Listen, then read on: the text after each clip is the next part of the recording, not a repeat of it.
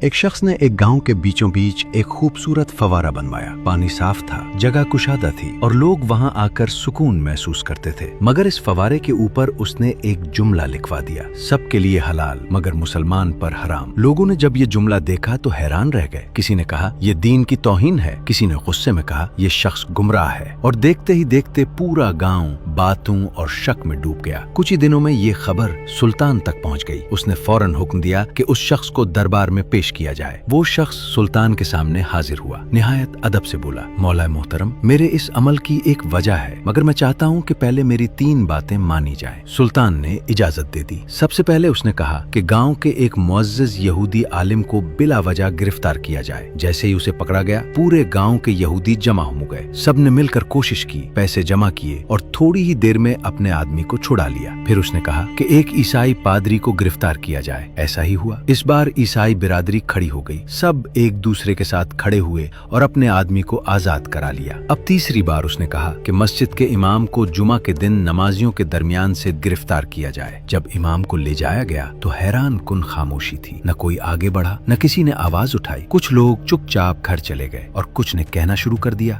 شاید امام سے کوئی غلطی ہوئی ہوگی۔ ایک ہفتہ گزر گیا، پھر وہی شخص دوبارہ سلطان کے دربار میں پیش ہوا۔ اس نے جھکے ہوئے سر کے ساتھ کہا، مولا محترم، کیا آپ نے سب کچھ دیکھ لیا؟ پھر اس نے آہستہ سے کہا، جو قوم اپنے ہی مظلوم کا ساتھ نہ دے وہ پانی کی مستحق نہیں رہتی۔ اس نے مزید کہا، یہ فوارہ اس لیے مسلمانوں پر حرام لکھا کیونکہ انہوں نے اپنے بھائی کی مدد چھوڑ دی۔ جب ایک مسلمان دوسرے کے لیے کھڑا نہیں ہوتا تو وہ انصاف کا حق بھی کھو دیتا ہے۔ دربار میں خاموشی چھا گئی۔ یہ بات سب کے دل میں اتر گئی کہ جب معاشرہ ظلم پر خاموش ہو جائے تو وہ اندر سے کمزور ہو جاتا ہے، اور جب لوگ سچ بولنا چھوڑ دیں تو انصاف بھی آہستہ آہستہ ختم ہو جاتا ہے۔ یاد رکھیں، قومیں اس وقت گرتی ہیں جب وہ ظلم کو دیکھ کر بھی خاموش رہتی ہیں۔